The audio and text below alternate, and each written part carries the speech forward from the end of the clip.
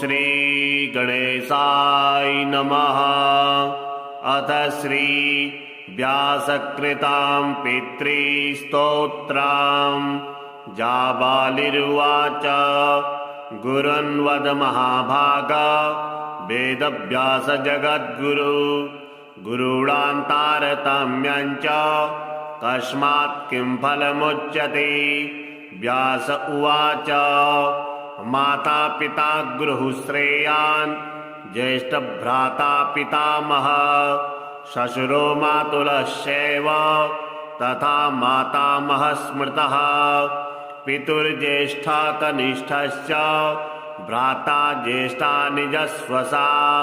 पितुः स्वसा जनन्याश्च स्वसा गुरुजना स्मृता। पत्न्यः पितामहादीनां तथैव गुरवः स्मृता। एतेषु हि पिताश्रेयान् गुरुरेव महागुरुः। पिता धर्मः पिता स्वर्गः पिता हि परमं तपः।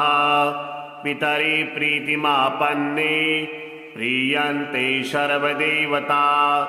पिता यस्य क्वचित् दृष्टो न तस्य कस्यचित् गतिः।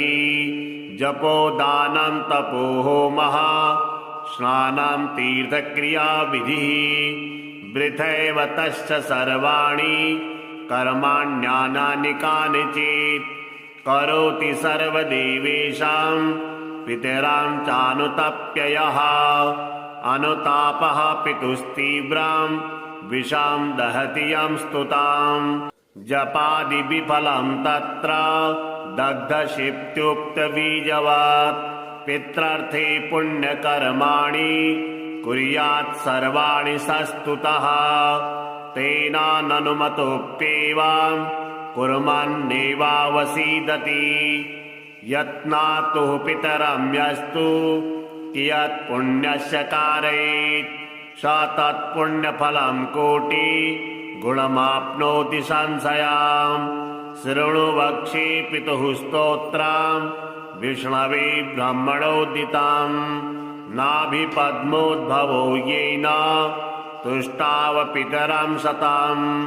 ब्रह्मोवाच ॐ नमः पितृजन्मदात्रे सर्वदेवमयाय च सुखदाय प्रसन्नाय सुप्रीताय महात्मने सर्वयज्ञस्वरूपाय स्वर्गाय परमेष्ठिने सर्वतीर्थावलोकाय करुणासागराय च नमः। सदा सुतोषाय शिवरूपाय ते नमः।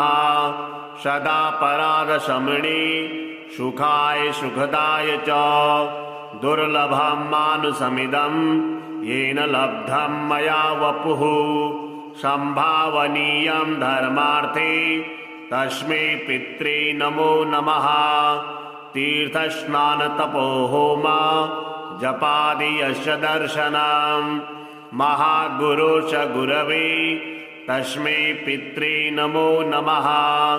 यस्य प्रणामस्तवनात् कोटिशः पितृतर्पणम् अश्वमेधशतैस्तुल्यम् तस्मै पित्रे नमो नमः।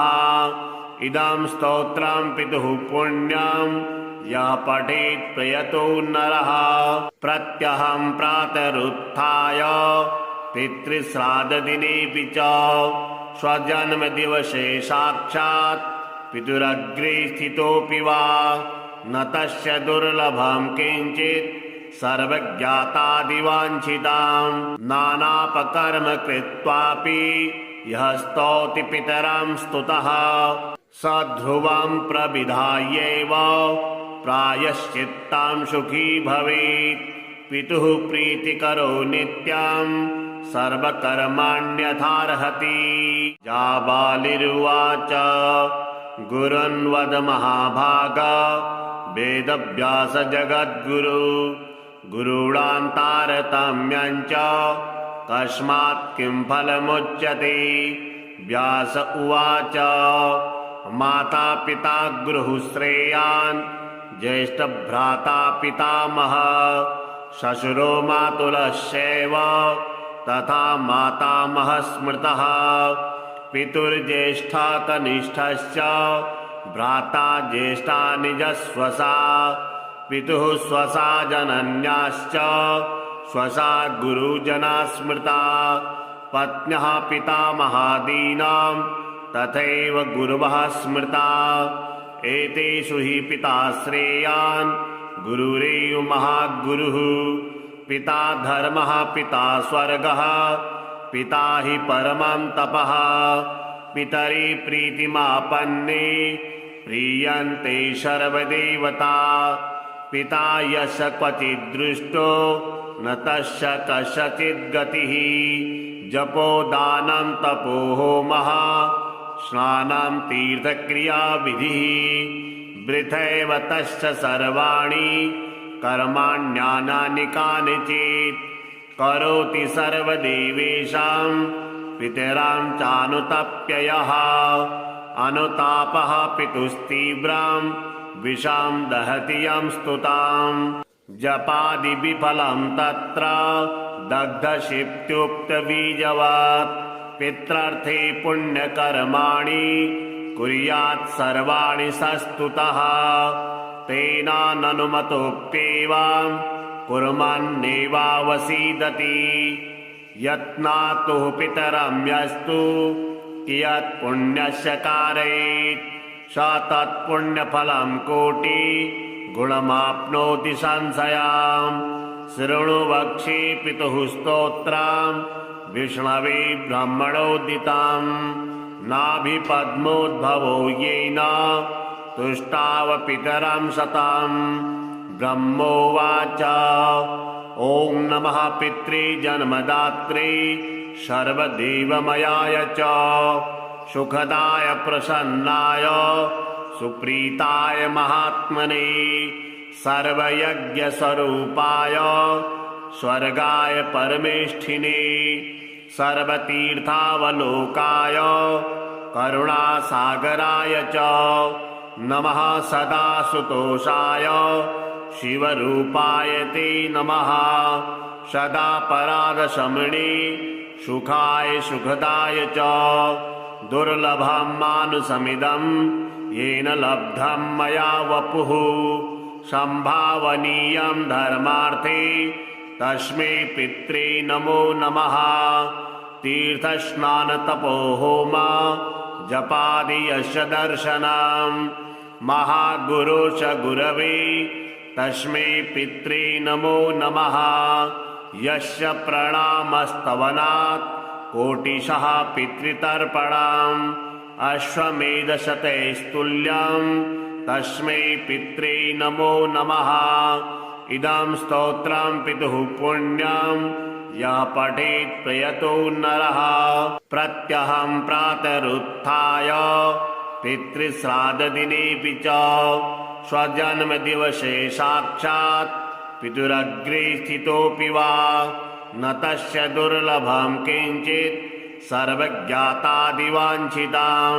नानापकर्म कृत्वापि यः स्तौति पितरं स्तुतः स ध्रुवं प्रविधायैव प्रायश्चित्तां सुखी भवेत्। पितुः प्रीतिकरो नित्यं सर्वकर्माण्यथार्हति। जाबालिरुवाच गुरुन्वद महाभाग वेदव्यास जगद्गुरु। गुरूणां तारतम्यं च कस्मात् किं फलमुच्यते। व्यास उवाच माता पिता गुरुः श्रेयान् ज्येष्ठभ्राता पितामहः श्वशुरो मातुलश्चैव तथा मातामहः स्मृतः। पितुर्ज्येष्ठा कनिष्ठश्च भ्राता ज्येष्ठा निजस्वसा। पितुः स्वसा जनन्याश्च स्वसा गुरुजना स्मृता। पत्न्यः पितामहादीनां तथैव गुरवः स्मृता। एतेषु हि पिता श्रेयान् गुरुरेव महागुरुः। पिता धर्मः पिता स्वर्गः पिता हि परमं तपः। पितरि प्रीतिमापन्ने प्रीयन्ते सर्वदेवता। पिता यश क्वचिद्दृष्टो न तस्य कस्यचिद्गतिः जपो दानं तपो होमः स्नानं तीर्थक्रिया विधिः वृथैव तस्य सर्वाणि कर्माण्यानानि कानिचित् करोति सर्वदेवेषां पितरां चानुतप्ययः अनुतापः पितुस्तीव्रां विषां दहति यं स्तुतां जपादि विफलं तत्र दग्धशिप्त्युक्तबीजवत् पित्रार्थे पुण्यकर्माणि कुर्यात् सर्वाणि सस्तुतः तेनाननुमतोऽप्येवं कुर्वन्नेवावसीदति यत्नातुः पितरं यस्तु कियत् पुण्यस्य कारयेत् स तत्पुण्यफलं कोटि गुणमाप्नोति संशयाम् शृणु वक्ष्ये पितुः स्तोत्रं विष्णवे ब्रह्मणोदितं नाभिपद्मोद्भवो येन तुष्टाव पितरं शतं ब्रह्मोवाच ॐ नमः पित्रे जन्मदात्रे सर्वदेवमयाय च सुखदाय प्रसन्नाय सुप्रीताय महात्मने सर्वयज्ञस्वरूपाय स्वर्गाय परमेष्ठिने सर्वतीर्थावलोकाय करुणासागराय च नमः सदा सुतोषाय शिवरूपाय ते नमः सदा परादशमणे सुखाय सुखदाय च दुर्लभं मानुषमिदं येन लब्धं मया वपुः संभावनीयं धर्मार्थे तस्मै पित्रे नमो नमः तीर्थस्नानतपोहोम जपादि यस्य दर्शनं महागुरो च गुरवे तस्मै पित्रे नमो नमः यस्य प्रणामस्तवनात् कोटिशः पितृतर्पणम् अश्वमेधशतैस्तुल्यं तस्मै पित्रे नमो नमः इदं स्तोत्रं पितुः पुण्यं यः पठेत् प्रयतो नरः प्रत्यहं प्रातरुत्थाय पितृश्राद्धदिनेऽपि च स्वजन्मदिवसे साक्षात् पितुरग्रे स्थितोऽपि वा न तस्य दुर्लभं किञ्चित् सर्वज्ञातादिवाञ्छितां नानापकर्म कृत्वापि यः स्तौति पितरं स्तुतः स ध्रुवं प्रविधायैव प्रायश्चित्तां सुखी भवेत् पितुः प्रीतिकरो नित्यं सर्वकर्माण्यथार्हति जाबालिरुवाच गुरुन्वद महाभाग वेदव्यास जगद्गुरु गुरूणान्तारतम्यं च कस्मात् किं फलमुच्यते व्यास उवाच माता पिता गुरुश्रेयान् ज्येष्ठभ्राता पितामह श्वशुरो मातुलश्चैव तथा मातामह स्मृतः पितुर्ज्येष्ठा कनिष्ठश्च भ्राता ज्येष्ठा निजस्वसा पितुः स्वसा जनन्याश्च स्वसा गुरुजना स्मृता पत्न्यः पितामहादीनां तथैव गुरवः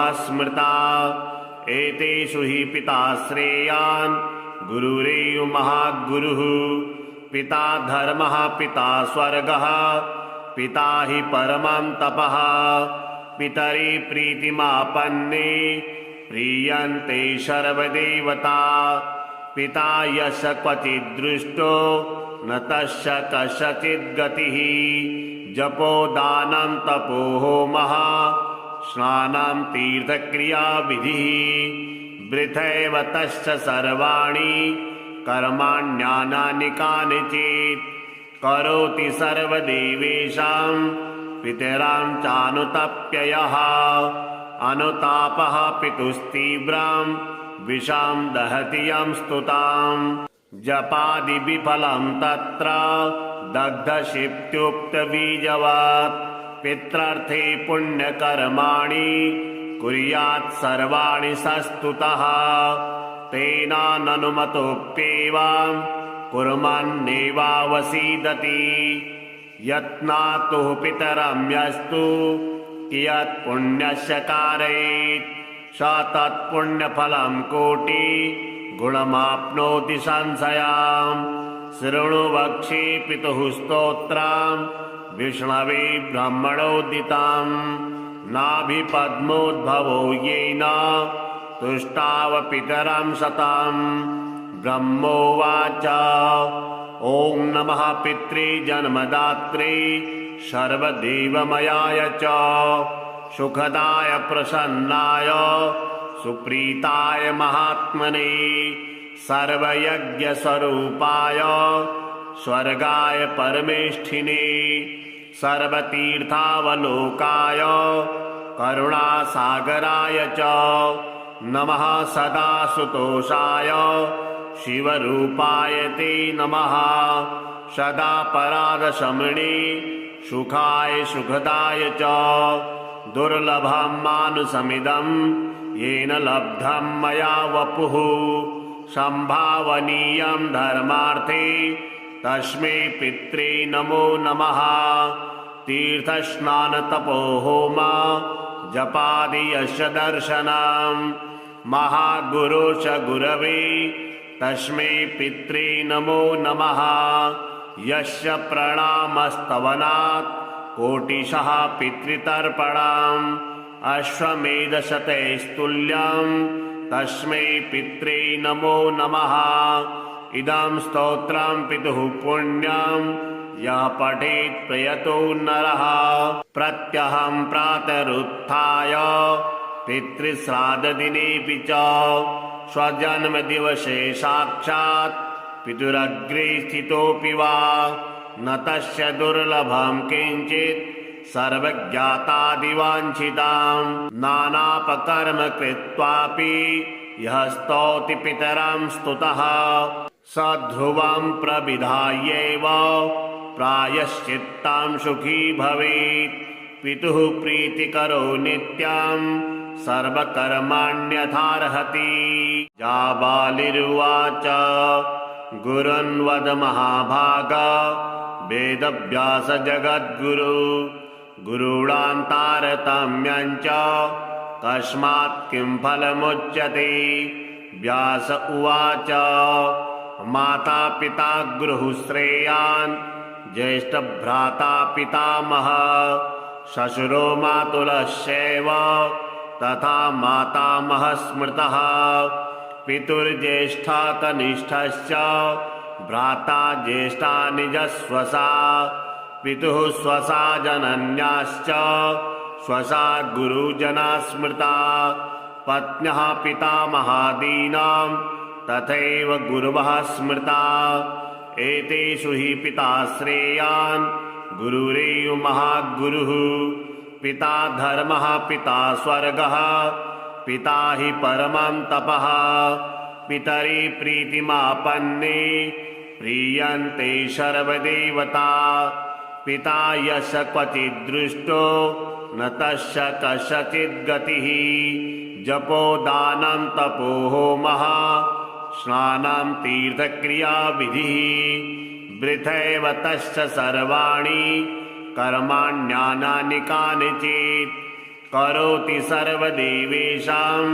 पितरां चानुतप्ययः अनुतापः पितुस्तीव्रां विषां दहति यं स्तुतां जपादि विफलं तत्र दग्धशिप्त्युक्तबीजवत् पित्रार्थे पुण्यकर्माणि कुर्यात् सर्वाणि सस्तुतः तेनाननुमतोऽप्येवं कुर्वन्नेवावसीदति यत्नातुः पितरं यस्तु कियत् पुण्यस्य कारयेत् स तत्पुण्यफलं कोटि गुणमाप्नोति संशयाम् शृणु वक्ष्ये पितुः स्तोत्रं विष्णवे ब्रह्मणोदितं नाभिपद्मोद्भवो येन तुष्टाव पितरं शतं ब्रह्मोवाच ॐ नमः पितृजन्मदात्रे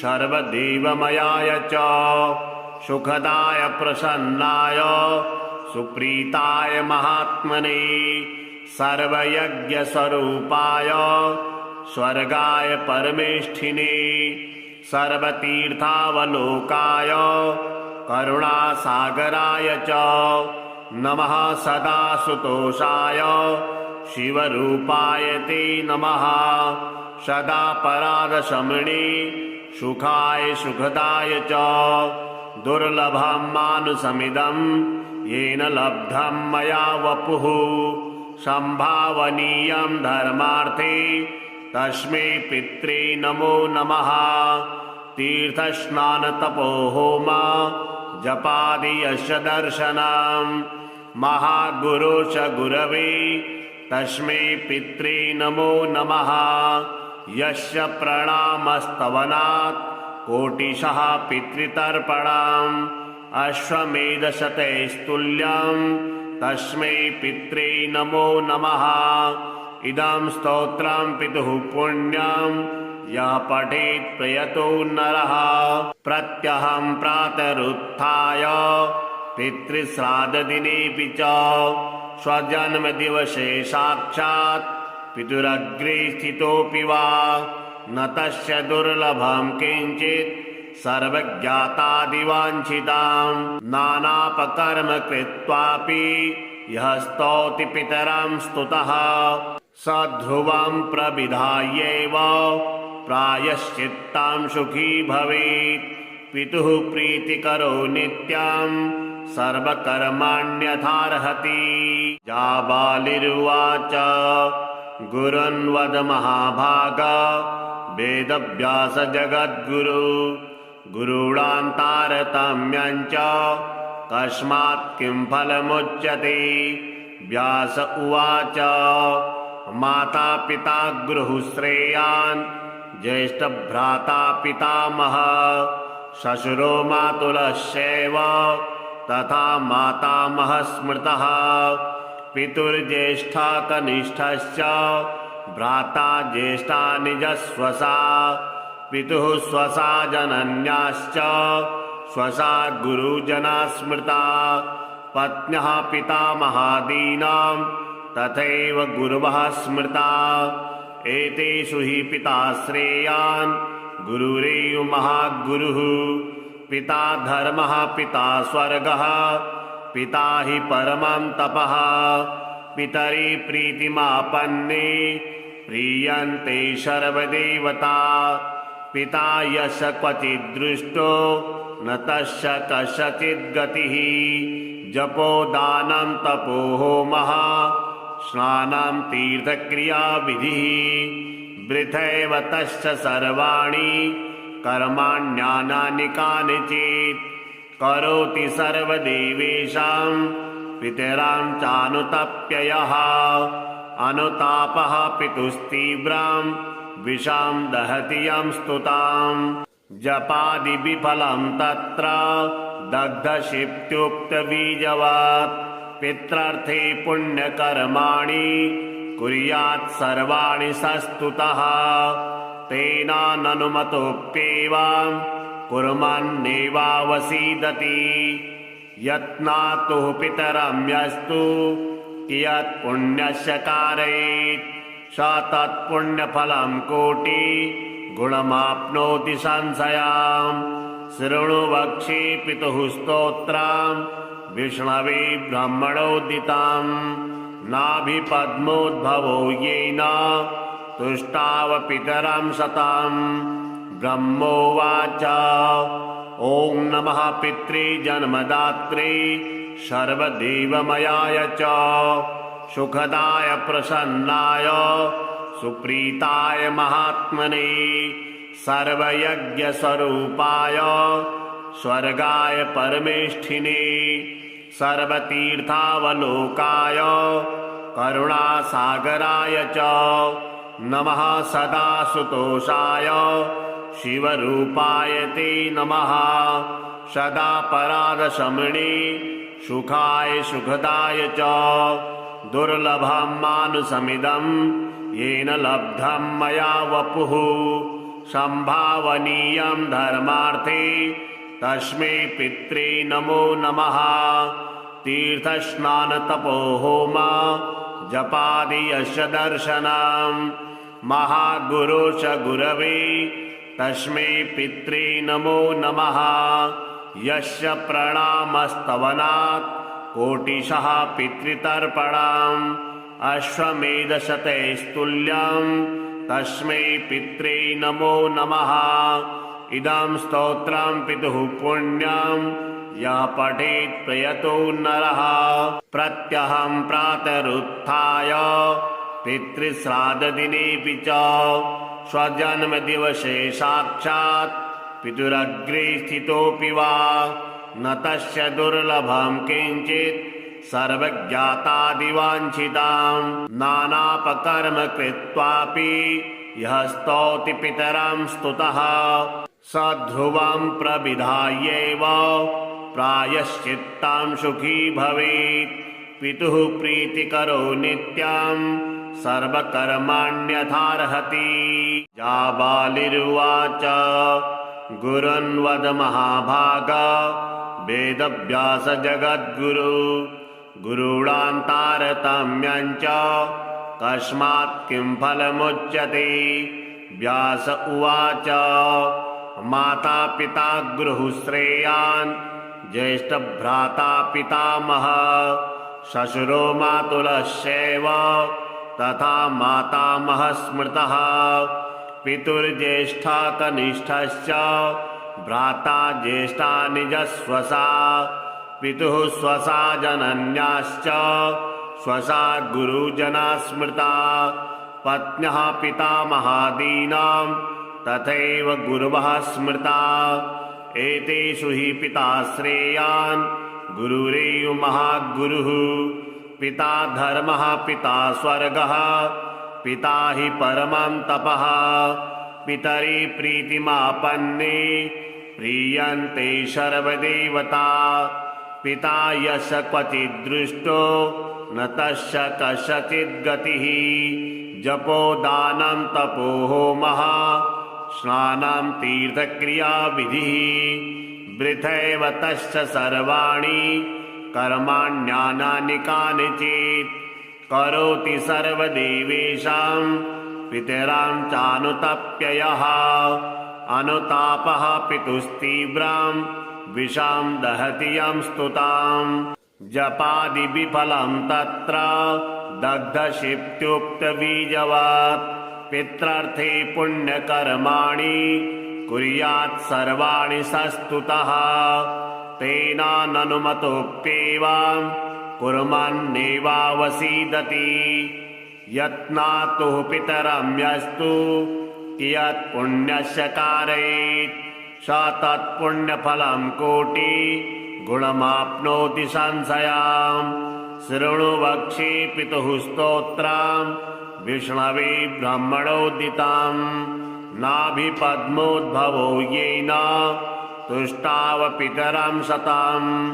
ब्रह्मोवाच ॐ नमः पित्रे जन्मदात्रे सर्वदेवमयाय च सुखदाय प्रसन्नाय सुप्रीताय महात्मने सर्वयज्ञस्वरूपाय स्वर्गाय परमेष्ठिने सर्वतीर्थावलोकाय करुणासागराय च नमः सदा सुतोषाय शिवरूपाय ते नमः सदा परादशमणे सुखाय सुखदाय च दुर्लभं मानुषमिदं येन लब्धं मया वपुः संभावनीयं धर्मार्थे तस्मै पित्रे नमो नमः। तीर्थस्नानतपो होम जपादि यस्य दर्शनं महागुरो च गुरवे तस्मै पित्रे नमो नमः। यस्य प्रणामस्तवनात् कोटिशः पितृतर्पणम् अश्वमेधशतैस्तुल्यं तस्मै पित्रे नमो नमः। इदं स्तोत्रं पितुः पुण्यं यः पठेत् प्रयतो नरः। प्रत्यहं प्रातरुत्थाय पितृश्राद्धदिनेऽपि च स्वजन्मदिवसे साक्षात् पितुरग्रे स्थितोऽपि वा न तस्य दुर्लभं किञ्चित् सर्वज्ञातादिवाञ्छितां नानापकर्म कृत्वापि यः स्तौति पितरं स्तुतः स ध्रुवं प्रविधायैव प्रायश्चित्तं सुखी भवेत्। पितुः प्रीतिकरो नित्यं सर्वकर्माण्यथार्हति। जाबालिरुवाच गुरुन्वद महाभाग वेदव्यास जगद्गुरु गुरूणां च कस्मात् किं फलमुच्यते। व्यास उवाच माता पिता गुरुश्रेयान् ज्येष्ठभ्राता पितामहः श्वशुरो मातुलश्चैव तथा मातामहः स्मृतः। पितुर्ज्येष्ठः कनिष्ठश्च भ्राता ज्येष्ठा निजस्वसा। पितुः स्वसा जनन्याश्च स्वसा गुरुजना स्मृता। पत्न्यः पितामहादीनां तथैव गुरवः स्मृता। एतेषु हि पिता श्रेयान् गुरुरेव महागुरुः। पिता धर्मः पिता स्वर्गः पिता हि परमं तपः। पितरि प्रीतिमापन्ने प्रीयन्ते सर्वदेवता। पिता यस्य क्वचित् दृष्टो न तस्य कस्यचित् गतिः। जपो दानं तपो होमः स्नानं तीर्थक्रियाविधिः।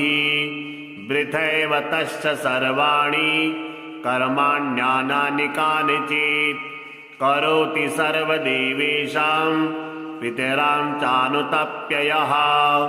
अनुतापः पितुस्तीव्रां विषां दहति यं स्तुताम्। जपादिविफलं तत्र दग्धशिप्त्युक्तबीजवत्। पित्रार्थे पुण्यकर्माणि कुर्यात् सर्वाणि सस्तुतः। तेनाननुमतोऽप्येवं कुर्वन्नेवावसीदति। यत्नातुः पितरं यस्तु कियत् पुण्यस्य कारयेत् स तत्पुण्यफलं कोटि गुणमाप्नोति संशयाम्। शृणु वक्ष्ये पितुः स्तोत्रं विष्णवे ब्रह्मणोदितं।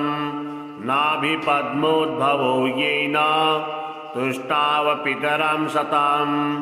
ब्रह्मोवाच ॐ नमः पितृजन्मदात्रे सर्वदेवमयाय च सुखदाय प्रसन्नाय सुप्रीताय महात्मने सर्वयज्ञस्वरूपाय स्वर्गाय परमेष्ठिने सर्वतीर्थावलोकाय करुणासागराय च नमः। सदा सुतोषाय शिवरूपाय ते नमः। सदा परादशमणे सुखाय सुखदाय च दुर्लभं मानुषमिदं येन लब्धं मया वपुः। संभावनीयं धर्मार्थे तस्मै पित्रे नमो नमः। तीर्थस्नानतपोहोम जपादि यस्य दर्शनं महागुरोश्च गुरवे तस्मै पित्रे नमो नमः। यस्य प्रणामस्तवनात् कोटिशः पितृतर्पणम् अश्वमेधशतैस्तुल्यं तस्मै पित्रे नमो नमः। इदं स्तोत्रं पितुः पुण्यं यः पठेत् प्रयतो नरः। प्रत्यहं प्रातरुत्थाय पितृश्राद्धदिनेऽपि च स्वजन्मदिवसे साक्षात् पितुरग्रे स्थितोऽपि वा न तस्य दुर्लभं किञ्चित् सर्वज्ञातादिवाञ्छितां नानापकर्म कृत्वापि यः स्तौति पितरं स्तुतः स ध्रुवं प्रविधायैव प्रायश्चित्तं सुखी भवेत्। पितुः प्रीतिकरो नित्यं सर्वकर्माण्यथार्हति। जाबालिरुवाच गुरुन्वद महाभाग वेदव्यास जगद्गुरु गुरूणां तारतम्यं च कस्मात् किं फलमुच्यते। व्यास उवाच माता पिता गुरुश्रेयान् ज्येष्ठभ्राता पितामह श्वशुरो मातुलश्चैव तथा मातामह स्मृतः। पितुर्ज्येष्ठः कनिष्ठश्च भ्राता ज्येष्ठा निजस्वसा पितुः स्वसा जनन्याश्च स्वसा गुरुजना स्मृता। पत्न्यः पितामहादीनां तथैव गुरवः स्मृता। एतेषु हि पिता श्रेयान् गुरुरेव महागुरुः। पिता धर्मः पिता स्वर्गः पिता हि परमं तपः। पितरि प्रीतिमापन्ने प्रीयन्ते सर्वदेवता। पिता यस्य क्वचित् दृष्टो न तस्य कस्यचित् गतिः। जपो दानं तपो होमः स्नानं तीर्थक्रियाविधिः। वृथैव तस्य सर्वाणि कर्माण्यानानि कानिचित्। करोति सर्वदेवेषां पितरां चानुतप्ययः। अनुतापः पितुस्तीव्रां विषां दहति यं स्तुताम्। जपादिविफलं तत्र दग्धशिप्त्युक्तबीजवत्। पित्रार्थे पुण्यकर्माणि कुर्यात् सर्वाणि सस्तुतः। तेनाननुमतोऽप्येवं कुर्वन्नेवावसीदति। यत्नातुः पितरं यस्तु कियत् पुण्यस्य कारयेत् स तत्पुण्यफलं कोटि गुणमाप्नोति संशयाम्। शृणु वक्ष्ये पितुः स्तोत्रं विष्णवे ब्रह्मणोदितं। नाभिपद्मोद्भवो येन तुष्टाव पितरं शतं। ब्रह्मोवाच ॐ नमः पितृजन्मदात्रे सर्वदेवमयाय च सुखदाय प्रसन्नाय सुप्रीताय महात्मने सर्वयज्ञस्वरूपाय स्वर्गाय परमेष्ठिने सर्वतीर्थावलोकाय करुणासागराय च नमः। सदा सुतोषाय शिवरूपाय ते नमः। सदा परादशमणे सुखाय सुखदाय च दुर्लभं मानुषमिदं येन लब्धं मया वपुः। संभावनीयं धर्मार्थे तस्मै पित्रे नमो नमः। तीर्थस्नानतपोहोम जपादि यस्य दर्शनं महागुरोश्च गुरवे तस्मै पित्रे नमो नमः। यस्य प्रणामस्तवनात् कोटिशः पितृतर्पणम् अश्वमेधशतैस्तुल्यं तस्मै पित्रे नमो नमः। इदं स्तोत्रं पितुः पुण्यं यः पठेत् प्रयतो नरः। प्रत्यहं प्रातरुत्थाय पितृश्राद्धदिनेऽपि च स्वजन्मदिवसे साक्षात् पितुरग्रे स्थितोऽपि वा न तस्य दुर्लभं किञ्चित् सर्वज्ञातादिवाञ्छितां।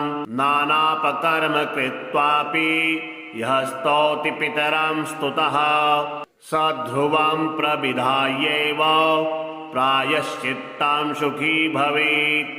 पितुः प्रीतिकरो नित्यं सर्वकर्माण्यथार्हति।